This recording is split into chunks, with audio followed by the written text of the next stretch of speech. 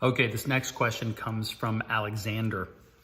Alexander says, "Hi mentors, I had a Skype call with Shawn about a month ago on what I thought would be how to approach my business as a personal trainer coming back after the coronavirus. He asked me an important question. Should you even be offering a product in a hugely saturated field where anyone can basically get it for free online?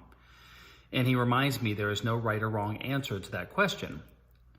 So I've been thinking about this over and over and come to the conclusion that being an entrepreneur doesn't mean doing something that involves your personal hobby or lifestyle. Now I have to start all over and I'm having such a hard time figuring out how to move on from here. As I look for opportunities, keeping up with the AO content, read books and materials on business, is there anything more you would recommend me doing on getting back to starting my own business?" His business description, that was a long question. I thought that was a description. I left the saturated market of personal training working on my 9-to-5 job as a sales manager. I must be an entrepreneur, that I know. And the thing that made me jump into personal training was the mindset of, this is what I love to do. Of course, I should do that for a living. Naive as I am, I get going, get a personal training diploma, and start my company, not considering how many people actually offer what I do for free online. Why would they pay someone like me if they can just YouTube somebody else handing out all the content? So I have to start over, figure out what's my next step in starting my own company. I realize that I can do a business I can be passionate about without it being something I'm already passionate about. Okay, that's a long one. Well, Alexander, to me, that sounds like you're just going through the normal things of what in the world is going to make me happy in life. And, unfortunately, there's no secret recipe to figuring out what business that you have to start and what's going to make you happy in your life. This is there's hundreds, if not thousands, if not tens of thousands of books, podcasts, articles, TED Talks, all about on trying to find out what happiness is all about. And first I want to say, since I'm the Shawn that's in your question, I'm not necessarily asking questions like that to talk you out of being a personal trainer. You can make a lot of money as a personal trainer. There's lots of things that you can do. What I probably was stressing to you was, what am I going to get from you individually? And if you're jumping into the most shark-infested, one of the most shark-infested, saturated markets in the world, fitness online, what's going to make you unique? What is your unique selling proposition? What's your vision? Who are you trying to work with? How are you going to do it? What are you going to do? What's going to set you apart? That's what building a brand is all about. And I think that there's still opportunity for people to make a great living in that space. But if you're going to do it, we have to do something that's over and above and unique to what's already available publicly for free. No one is you, and that's your uniqueness. Is nobody is you, but what are you going to do and how are you going to do it unique that will get somebody to spend money with you when they can get it for free? So what is it? Is it the certifications? Is it the style of working out? You got some special formula that you recommend for your workouts or your nutritional recommendations? What is it that makes you unique?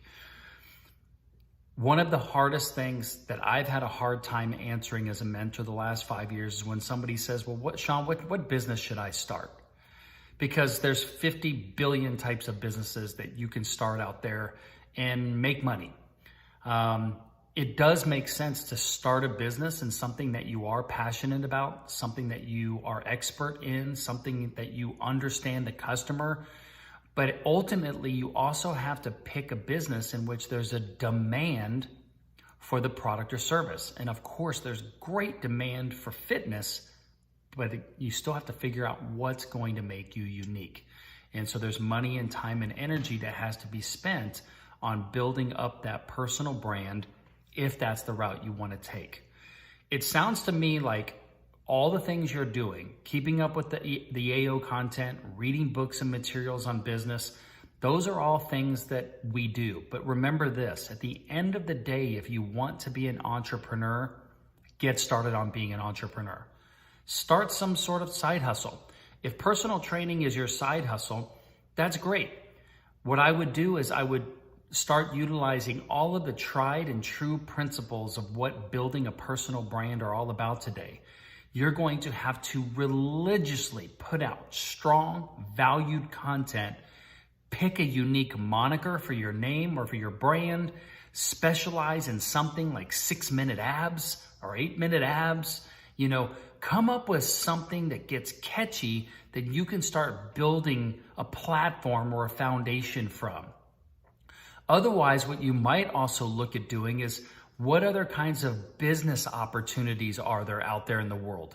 Not necessarily franchise, that's one thing to do, but where you live, are there any type of business opportunities that you can buy a business opportunity of something that's already proven, and you can utilize the brand recognition of that company in order to build a new business? Sales is definitely one of the things that's great about it. So it's awesome that you are a sales manager. Another thing that you could try to do is Tom Black, one of the mentors here in the organization. Tom didn't make his first millions by starting his own business. Tom was a sales trainer and a great salesperson. And he was recruited by another entrepreneur to come work for him. And Tom went and worked for this entrepreneur and worked with him for quite a few years and helped him take the company from, I think, 27 million to 270 million or 230 million. And they sold the company. And I think Tom received about $12 million in part of that exit because he had built the company for the guy. He ran the sales team. He produced individually, and he helped grow that company, and he got to participate in the sale of the company. So if you might not know what company you want to start today, but you have sales skills and you can build a sales team, maybe you find an entrepreneur that is looking for a salesperson, can't quite afford that person, and you take on that effort in exchange for some sweat equity in the company. So that might be some routes.